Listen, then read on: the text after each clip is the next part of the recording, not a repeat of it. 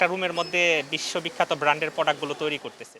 এবং আজকে অভিযানে আমরা এইখানে টোকিও স্কোয়ার এবং স্প্রিংস বাজারে দুইটাতে আমরা দেখি। দেখা যায় বিএসটির লোগো নেই এবং কি অনেকগুলো আসলে দাবি করে যে লাকেস। আমরা আসলে বিভিন্ন সময় আপনাদের অভিযানে দেখি যে আসলে চক বাজারের আসলে পণ্যগুলো আসলে এটা কতটা যৌক্তিক আমাদের বাজারে।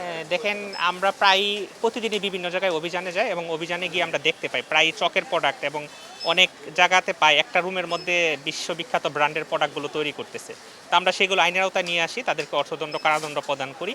তো আমরা আমাদের অভিযান নিয়মিত থাকবে, আমরা যেখানে যাব যেখানে এই ধরনের জিনিস পাবো সেখানে আইনগত ব্যবস্থা নিব।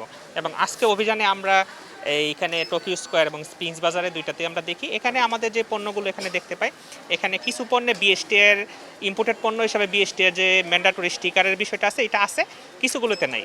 বিএসটি এর স্টিকার আছে মানে এটা আমাদের বিএসটি এর ল্যাবে টেস্ট হয়েছে, টেস্টে অনুমোদন পাওয়ার পরে এটা ব্যবহার উপযোগী, এই জন্য স্টিকারটা অনুমোদন প্রদান করা হয়েছে।